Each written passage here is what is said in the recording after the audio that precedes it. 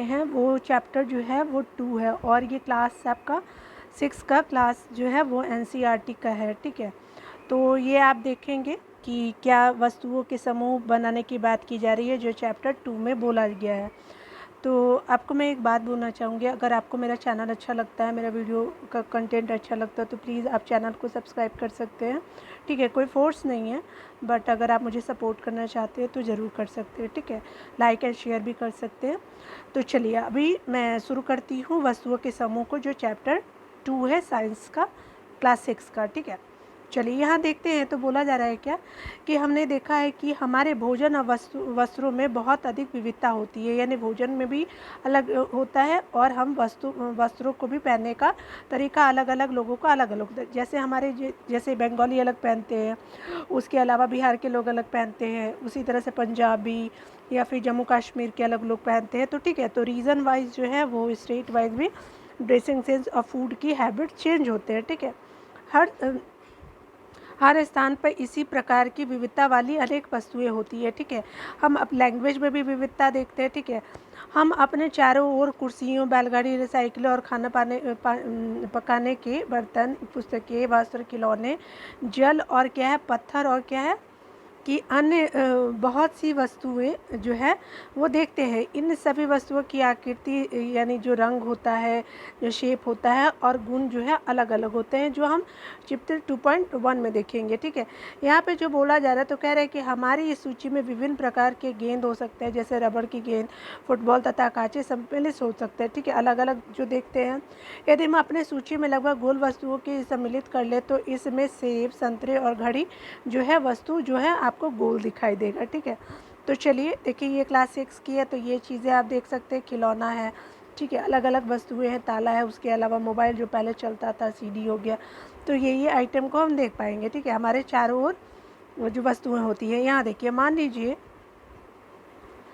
लीजिए कि हम प्लास्टिक की बनी वस्तुओं को एक समूह बनाना चाहते हैं और बाल्टियाँ होती है, लंच बॉक्स होते हैं, खिलौने, जल पात्र, पाइप तथा इसी प्रकार की बहुत सी वस्तुओं को इस समूह में स्थान मिल सकता है। ठीक है, अतः वस्तुओं के समूह बनाने के बहुत से ढंग है। ठीक है, और यहाँ क्या बोला है कि उपयुक्त जो है वो आपका उदाहरण में हमने वस्तुओं के समूहों में इनकी आकृतियों और जिस पदार्थ से वे बने हैं के आधार पर बांटा है। ठीक है, चलिए अगला देखते हैं कि हमारे चारों ओर की वस्तुएं एक अथवा एक से अधिक पदार्थों से बनी होती है। ये पदार्थ जो होते हैं कांच के होते हैं, धातु के हो सकते हैं, प्लास्टिक और लकड़ी, रुई, कागज, पंख और आपका जो है वो मृदा हो सकते हैं। ठीक है, और क्या आप पदार्थों के और अधिक उदाहरणों के विषय में विचार कर सकते हैं, यहाँ पे बोला जा रहा है। ठीक है, चलिए यहाँ पे एक्टिविटी दिया हुआ है कि देखिए हम में से प्रत्येक जो है वो अपने घर से प्रतिदिन उपयोग होने वाले एक वस्तु ला सकते हैं तथा वस्तुएं कक्षा के कमरे में और विद्यालय में बाहर से एकत्र भी कर सकते हैं। ठीक है, हमारे इस संग्रह में हमारे पास क्या होगा, तो देखिए क्या होगा, हमारे पास होगी तो चॉक होंगे, पेंसिल होंगे, नोटबुक होंगे, रबड़ होंगे, डस्टर यानी जो झाड़ने वाले जो होते हैं, उसके अलावा जो हथौड़ा होगा, कील, साबुन, पहिया और पहिए का आरा, बैट यानी बल्ला, माचिस की डिब्बी हो सकती है, आलू और नमक हो सकता है। ठीक है, हम वस्तुओं को की एक ऐसी सूची भी बना सकते हैं जिनके बारे में हम केवल सोच ही सकते हैं, कक्षा के कमरे में ला ही नहीं सकते। ठीक है, सोच सकते हैं, क्योंकि आप माचिस की डिब्बी लाएंगे क्या, नहीं लाएंगे, आलू और नमक लाएंगे क्या, नहीं लाएंगे। ठीक है, उसके अलावा हाँ पूरी पराठे ज़रूर ला सकते हैं। ठीक है, बस बशर्ते हमारी मैम ना देखे, नहीं तो हमें वो अच्छी तरह से पनिश कर सकती है। ठीक है, उदाहरण के लिए दीवार और जो वृक्ष, दरवाजे और ट्रैक्टर और सड़कें की बात की जा रही है। ठीक है, आगे देखते हैं। देखिए ये स्पेशली फॉर चाइल्ड के लिए बनाया गया है, तो आप जो भी यूपीपीसीएस और आपके बीपीएससी और एमपीपीसीएस के लिए अगर एनसीईआरटी को कवर करना चाहते हैं या फिर आप यूपीएससी के लिए कवर करना चाहते हैं तो आप इसके मेन पॉइंट को आप देखिए। ठीक है, और जो मेन पॉइंट नहीं आप उसको स्किप कर सकते हैं। ठीक है, और मैं आपको एक चीज़ और बताना चाहूँगी कि हम बुक तो पढ़ते ही हैं, बट उसमें से हम लोग क्या करना चाहिए कि जो हमारे जितने भी क्वेश्चन आंसर है, ठीक है, उसको भी सॉल्व करें ठीक है, और MCQ को भी सॉल्व करें। तो इससे क्या होगा कि हमारे जो है वो अगर पर डे हम लोग 100 भी करते हैं, 100 क्वेश्चन भी करते हैं तो इम्पॉर्टेंट हो सकता है, ठीक है। तो ये हमारे लिए बेनिफिशियल होगा और प्री हम क्वालिफाई कर पाएंगे और मेंस के लिए तो हम लोग तैयारी करेंगे, ठीक है। चलिए, इस संग्रह से उन सभी वस्तुओं को पृथक कीजिए जो कागज और लकड़ी से बनी है, ठीक है। इस प्रकार आप सभी वस्तुओं को 2 समूह में बांट सकते हैं। इनमें एक समूह में जो होते हैं कागज हो सकते हैं और अथवा लकड़ी का हो सकता है। दूसरे समूह में क्या होगा, पदार्थों में नहीं बनी हो सकती है, ठीक है। दूसरे समूह की वस्तुएं इन पदार्थों से बनी नहीं हो सकती, यानी लोहा की बनी हो सकती है, प्लास्टिक की बने हो सकते हैं, इस तरह से, ठीक है। इस प्रकार हम खाना पकाने में उपयोग होने वाली वस्तुओं को पृथक कर सकते हैं। और अब आइए अब हम कुछ अधिक योजनाबद्ध होते हैं, ठीक है। यानी अब हम कुछ अधिक योजनाबद्ध करते हैं, ठीक है। एकत्र की गई सभी वस्तुओं की सारणी 2.1 में सूची बनाए गए हैं, ठीक है। बनाइए बात की जा रही है और प्रत्येक वस्तु जिन जिन पदार्थों से बनी होती है उनको पहचान का प्रयास कीजिए, ठीक है। इतनी लंबी सारणी बनाना जिससे कि जिसमें जितनी वस्तुएं संभव हो उतने ही बनाना, ठीक है।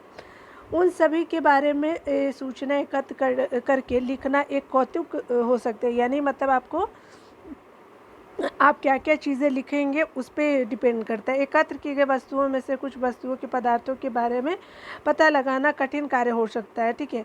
ऐसे प्रकरणों में पदार्थों की पहचान के लिए अपने मित्रों, शिक्षक और अभिभावकों यानी पेरेंट्स से विचार विमर्श करना चाहिए, ठीक है। ये एक्टिविटी है, ये उतना इम्पोर्टेंट नहीं है, ठीक है। ठीक है, आगे देखते हैं यहाँ पे क्या है। तो ये नहीं है आपके लिए। देखिए यहाँ पे बोला जा रहा है, तो कह रहा है क्या कि इन सब सारणियों से हमें क्या पता चलता है कि हमने वस्तुओं को कई ढंग के समूहों में रख सकते हैं। इसके बाद हमने ये पता लगाया कि हमारे चारों ओर वस्तुएं जो विभिन्न पदार्थों से बनी होती है। कई बार तो कोई वस्तु एक ही पदार्थ से बनी होती है, तो कोई ऐसा भी होता है कि एक ही वस्तु कई पदार्थों से बनी हो सकती है, ठीक है। और फिर एक ही पदार्थ के उपयोग से कई वस्तुएं बनाई जा सकती है। ये कैसे निश्चित किया जा सकता है, ठीक है, यहाँ पे बोला जा रहा है। उसके अलावा देखिए यहाँ पे बोला गया है कि समान पदार्थ से बनी विभिन्न वस्तुओं की प्रकार की वस्तुएं हैं, ठीक है। लकड़ी हो गई, यानी लकड़ी में क्या बना सकते हैं, तो कुर्सी हो गया, मेज हो गया, आपका हल हो गया, बैलगाड़ी हो गया और इसके पहिए हो सकते हैं। कागज़ की बात की जा रही है तो कागज़ में आप क्या बना सकते हैं, तो पुस्तक, नोटबुक, समाचार पत्र, खिलौने, कैलेंडर हो सकते हैं। उसी तरह से आप इन सब चीज़ों को देख सकते हैं, ठीक है। चलिए, कि किसी भी दी गई वस्तु को बनाने के लिए कौन सा पदार्थ उपयोग किया जाना चाहिए, ये बिल्कुल इम्पॉर्टेंट होता है। कि अगर मान लीजिए कि प्लास्टिक की चीज़ें बना रहे तो प्लास्टिक चाहिए होगा। अगर टेबल चाहिए बनाना है तो ऊट की चीज़ें होगी, लकड़ी चाहिए। अगर मान लीजिए कि पेन बनाना है तो उसके लिए भी क्या चाहिए, प्लास्टिक की पेंसिल बॉक्स प्लास्टिक की हो सकती है, ठीक है। तो ये इम्पॉर्टेंट है। अब मान लीजिए कि क्लोथ्स बनाना तो क्या चाहिए हमको, ये चाहिए कपास जैसा चीज़ चाहिए, ठीक है। यानी कपड़े बना सकते हैं हमको। अगर स्वेटर बनाना है तो हमको क्या चाहिए, ऊन जैसा चीज़ें चाहिए, ठीक है। उसके अलावा ऐसा लगता है कि अभी हमें विभिन्न पदार्थों के बारे में और अधिक जानकारी प्राप्त करने की आवश्यकता है, ठीक है। चलिए, पदार्थों के गुण के बारे में देखते हैं जो हमारी पदार्थ जानना है आपको चैप्टर 6 में, ठीक है। और चैप्टर आपका 2 है और क्लास 6 है। इसी तरह से बोला जा रहा है, क्या आपने कभी यह जानने का प्रयास किया है कि गिलास जो होते कपड़े का क्यों नहीं बना सकते, यानी गिलास कपड़े का क्यों नहीं बना सकते, ठीक है। यह ध्यान में रखिए कि हम गिलास का उपयोग सामान्यतः द्रव को रखने के लिए किया जाता है, ठीक है। यानी जो हम देखते हैं जिसे हम लोग रसना वगैरह या फिर कोल्ड ड्रिंक्स वगैरह पीते हैं तो वो क्या होता है, हमको शीशा वाले ग्लास में दिखते हैं। इसलिए अब यदि हम कपड़े का गिलास बनाए तो क्या हमारा यह कार्य काफ़ी हास्यास्पद प्रतीत नहीं होगा, तो बिल्कुल हो सकता है, क्योंकि कपड़े का गिलास तो हमने कभी देखा नहीं है, ठीक है। अगर चाइना वाले होंगे तो ज़रूर बना सकते हैं, ठीक है। गिलास बनाने के लिए हमें कांच चाहिए, प्लास्टिक हो सकता है, धातु हो सकता है, कोई ऐसी पदार्थ हो सकती है जो जल को रोक सकता है, क्योंकि कपड़ा से तो बाहर निकल जाएगा पानी, ठीक है। इसी प्रकार खाना पकाने वाले पात्र बनाने के लिए कागज़ का उपयोग करना भी कोई बुद्धिमानी का कार्य नहीं है। ऑब्वियसली आप सोचिए, खाना बनाइएगा कागज़ में तो कैसे काम चलेगा, ठीक है। क्या अब तब हम यह देखते हैं कि हमारे द्वारा किसी वस्तु को बनाने के लिए किसी पदार्थ का चयन करना जो है वो क्या है, उस पदार्थ के गुणों और उपयोग की जाने वाली वस्तु के प्रयोजन पर निर्भर करता है। देखिए जैसे मान लीजिए कि ये ग्लास है, ठीक है, अब अगर कपड़े का अगर शेप अगर इसको दे देते हैं तो क्या होगा कि पानी तो बह के इधर इधर निकल जाएगा। लेकिन क्या है कि अगर वही हम प्लास्टिक का, हम लोग धातु का बनाए या फिर हम शीशे का बना, तो क्या होगा, ये बाहर नहीं निकल पाएगा। ठीक है, तो ये एक शीशे का गुण है, प्लास्टिक का गुण है कि वो चीज़ों को, लिक्विड को बाहर नहीं जाने देता है। ठीक है, तो वही बोला जा रहा है। अतः पदार्थों की के वह सब गुण क्या है जो उनके उपयोगों के लिए महत्वपूर्ण होते हैं। नीचे कुछ गुणों की विवेचना की गई है। ठीक है, चलिए यहाँ पे बताया जा रहा है, तो दिखावट की बात की जा रही है। तो कह रहा है क्या कि पदार्थ जो है वो प्रायः एक दूसरे से भिन्न दिखाई देते हैं और लकड़ी लोहे से बिल्कुल भिन्न दिखाई देते हैं। ठीक है, यानी कहने का मतलब है कि पदार्थ प्राय एक दूसरे से भिन्न होते हैं। लकड़ी लोहे से भी भिन्न होता है। लकड़ी जो है, लकड़ी जो क्या वो कमज़ोर होता है, लोहा थोड़ा मजबूत होगा। ठीक है, लोहा तांबे तथा एल्युमिनियम से भिन्न हो सकते हैं, यानी तांबा अलग होता है, लोहा अलग होगा, तांबा और एल्युमिनियम अलग होगा। परंतु फिर भी लोहे, तांबे और एल्युमिनियम को समानताएं हो सकती है, लेकिन लकड़ी में नहीं हो सकती, क्योंकि गिरने के बाद टूट भी सकती है। ठीक है, अगर लेकिन आप लोहे और आप तांबा एल्युमिनियम को देखेंगे तो उस तरह का नहीं हो सकता है। उसी तरह से देखिए विभिन्न पदार्थ यानी गत्ता, लकड़ी, तांबे का तार, एल्युमिनियम की शीट और चाक के छोटे छोटे टुकड़े एकत्र कीजिए, क्या इनमें से कोई चमकीली दिखाई पड़ती है, यहाँ पे बोला जा रहा है। तो उसी तरह से बोला जा रहा है कि चमकीली पदार्थों को एक समूह में पृथक कीजिए। बोला जा रहा है कि चमकीली चीज़ों को बाहर कर दीजिए। अब जैसे ही आपके शिक्षक प्रत्येक पदार्थ को दो भागों में काटे, ताजे कटे पृष्ठों को ध्यान से देखिए की बात की जा रही है। आपने क्या देखा, यानी कोई चीज़ को काटिए। ठीक है, क्या इन पदार्थों से कुछ ताजे कटे पृष्ठ चमकीले हैं? इन वस्तुओं को भी चमकीले पदार्थों के समूह में सम्मिलित कर लीजिए। ठीक है, चलिए ये एक्टिविटी देखिए। क्या आप अन्य पदार्थों में इसी प्रकार के कोई चमक या ध्रुति देखते हैं? जैसे भी संभव हो सके किसी भी ढंग से इन्हें काटिए। ऐसा आप कक्षा में जितने भी पदार्थ के साथ कर सकते हैं कीजिए। द्युतिवान और द्युतिहीन पदार्थों की सूची बनाइए। काटने के स्थान पे आप पदार्थों के पृष्ठों को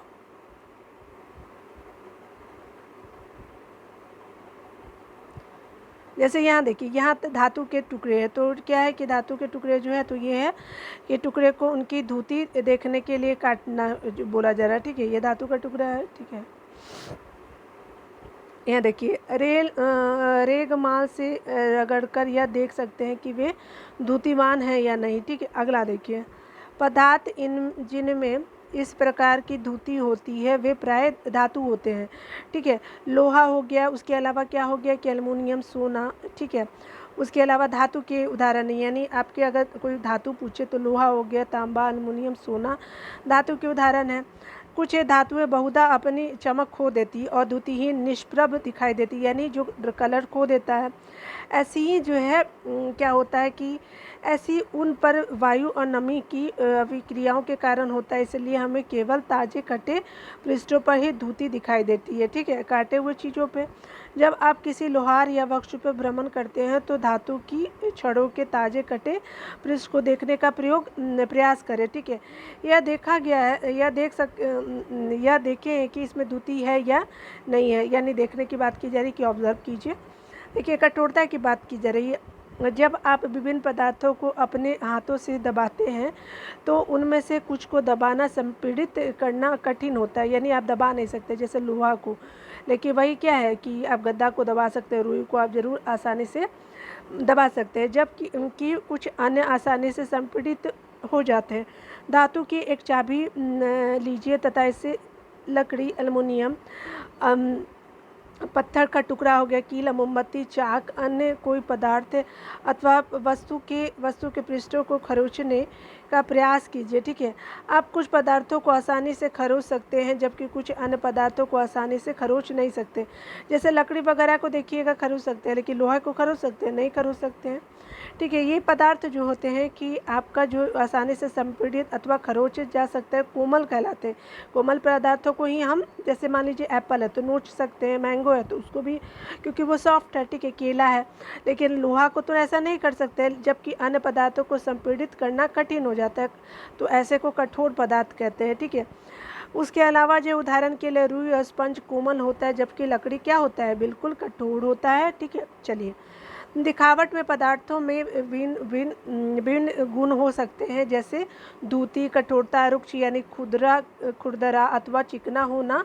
क्या आप अन्य गुणों के बारे में सोच सकते हैं जो किसी पदार्थ की लिखावट का वर्णन करते हैं, ठीक है। चलिए,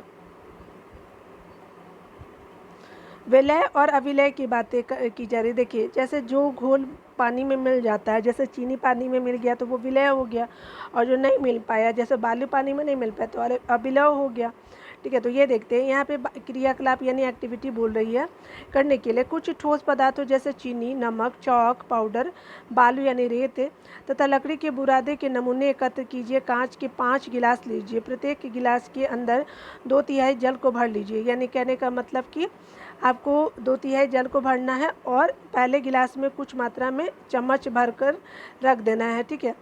चीनी डालना है, उसके अलावा क्या है, नमक दूसरे में डालना है, तीसरे में क्या डालना है, आपको अन्य पदार्थों को डाल दीजिए। जैसे आपका क्या है, लकड़ी, चाक और बालू आप डाल सकते हैं, जिसको रेत बोलते हैं, ठीक है। प्रत्येक गिलास की अंतः वस्तु को चम्मच से डोलित कीजिए, ठीक है। धीरे धीरे हिलाने के लिए बात की जा रही है। कुछ मिनट बाद प्रतीक्षा कीजिए, प्रेक्षण कीजिए और पता लगाइए कि जल में मिलाए गए पदार्थ का क्या हुआ। तो देख सकते हैं अपने प्रेक्षणों को 2.3 में देखिए, यहाँ पे ये कुछ मिल गया, कुछ नहीं मिला। देखिए क्या लुप्त होता है, क्या नहीं लुप्त होता है। तो देखिए ये लुप्त हो गया कि ये लुप्त हुआ, ठीक है। तो आप देख सकते हैं, ठीक है। यहाँ पे देखिए जैसे आप जब जल लुप्त, जब नमक में आप पानी मिलाएंगे, पानी में नमक जब मिलाएंगे तो मिल जाएगा, चीनी भी मिल जाएगा। लेकिन ये सब क्या मिल पाता है, आप मुझे बताइए एक्टिविटी करके, बिल्कुल भी नहीं मिल पाएगा, ठीक है। तो आप यह देखेंगे कि कुछ पदार्थ जल में पूर्णतः लुप्त हो जाते हैं, घुल या विलीन हो जाते हैं। उनको यह पदार्थ क्या होते हैं, ये पदार्थ जो होते हैं विलेय कहलाते हैं। अन्य पदार्थ जल के साथ मिश्रित नहीं होते, यानी काफ़ी समय तक गिलास में विलोटोलित करने पर भी क्या होता है, लुप्त नहीं होते। ऐसे पदार्थ को अविलय कहते हैं। जैसे जो लकड़ी का बुरादा है वो ख़त्म होगा, नहीं ख़त्म हो सकता। बालू ख़त्म होगा, नहीं ख़त्म होगा। जो रेत है उसी तरह से, चूँकि जल बहुत से पदार्थों को विलीन कर सकता है, इसलिए हमारे शरीर की प्रक्रिया में इसका एक महत्वपूर्ण भूमिका है। क्या द्रव भी जल में विलीन हो जाते हैं, ये भी बात बोली जा रही है। अगला देखते हैं। देखिए यहाँ पे एक्टिविटी बोला जा रहा है, तो सिरका जो है वह नींबू, सरसों का तेल अथवा नारियल का तेल, मिट्टी का तेल हो गया, अन्य किसी द्रव को एक नमूने एकत्र कीजिए। कांच का एक गिलास लेने की बात बोले, उसमें आधा गिलास जल को भर लीजिए, और इससे क्या है कि चम्मच भरकर कोई द्रव मिलाइए और भली भांति विटोलित कीजिए, यानी मिलाइए। 5 मिनट के बाद देखिएगा कि क्या है, कि क्या होता है। ऑब्जर्व कीजिए, प्रेक्षण कीजिए कि क्या जो है द्रव जल के साथ जो है मिल जाता है, तेल मिल जाता है या ऊपर रहता है। तो देख लेते हैं। देखिए यहाँ पे जो बोला जा रहा है, तो कह रहा है क्या कि कुछ द्रव जल में भली भांति मिश्रित होते हैं और कुछ जो होते नहीं होते, जैसे ऊपर रह जाता है। ये मिल गया, ठीक है। चलिए यहाँ पे देखिए मिल गया। उसके अलावा क्या बोला जा रहा है कि जितने अधिक अन्य द्रव आपको उपलब्ध हो सके, उन सभी के साथ इस प्रयोग को दोहराइए, यानी आगे भी आप अपना काम करते रहिए, ठीक है। अगला देखते हैं।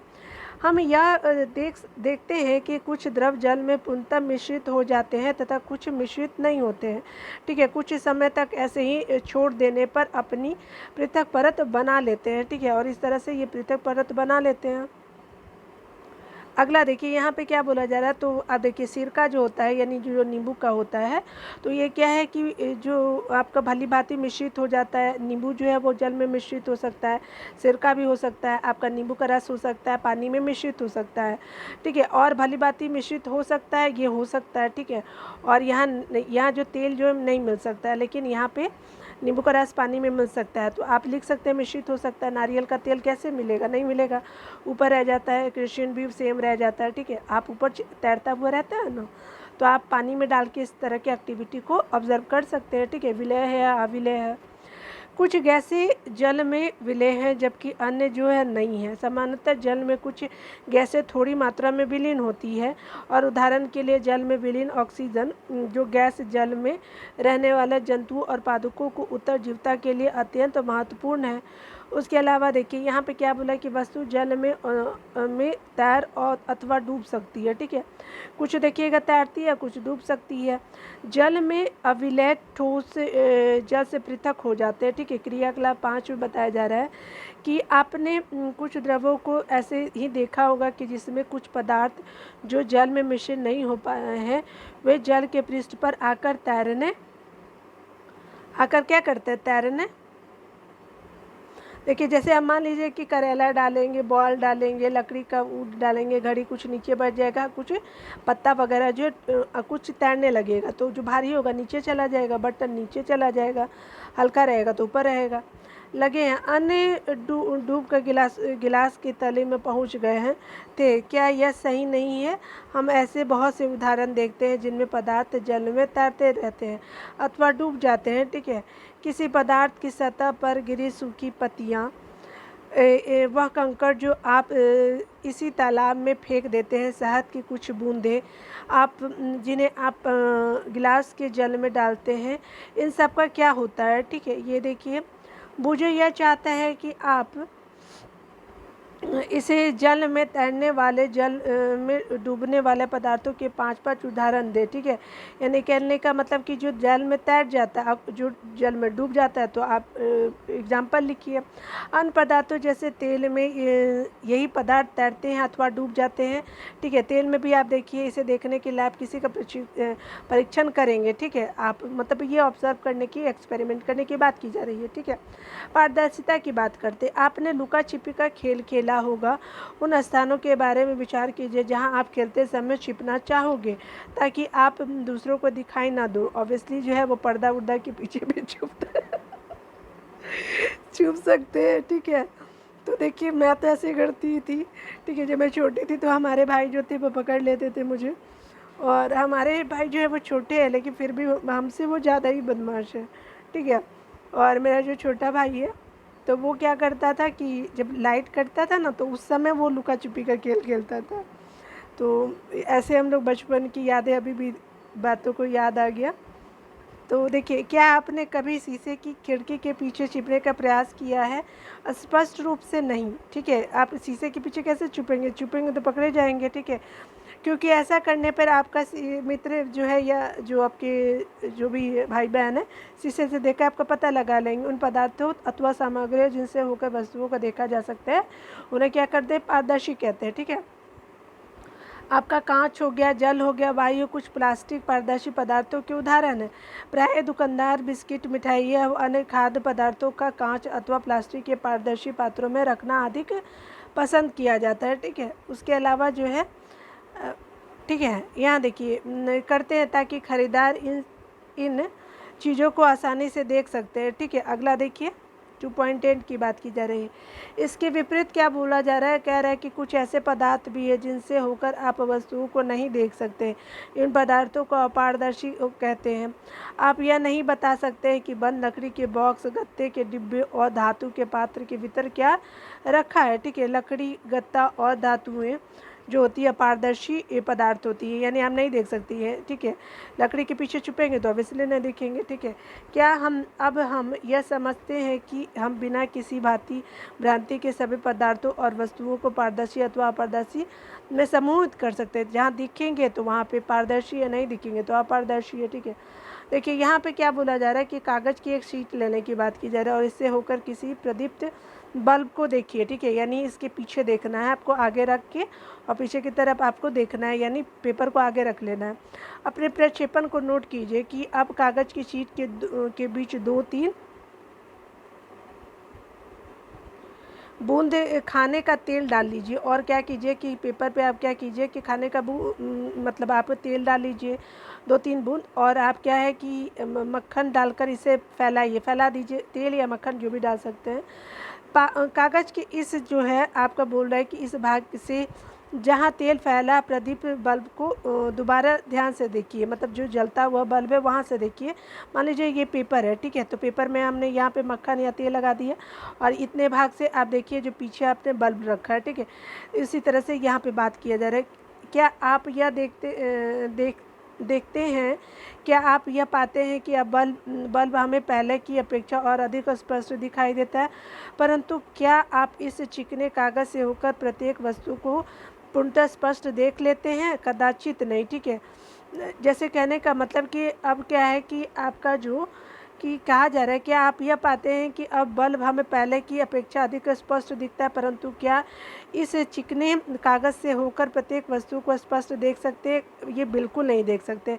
ऐसे पदार्थ जिससे होकर के वस्तुओं को देख सकते हैं, क्या देख सकते हैं, परंतु बहुत स्पष्ट नहीं देख सकते, उसको क्या करते हैं? पारभासी कहते हैं, ठीक है, जिसको ट्रांसलूसेंट कहते हैं, ठीक है। पारभासी हो गया यानी पूरी तरह से नहीं देख सकते, ठीक है। कागज़ पर लगे इस तैलीय धब्बे को याद कीजिए, ठीक है, यानी तेल वाला जो निशान है उसको याद कीजिए, जिसका उपयोग हमने खाद्य पदार्थ का वर्षा के लिए परीक्षण करने में किया था।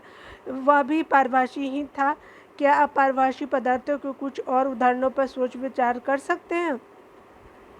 देखिए, अतः हम पदार्थों को अपारदर्शी, पारदर्शी अथवा पारभासी के रूप में बांट सकते हैं।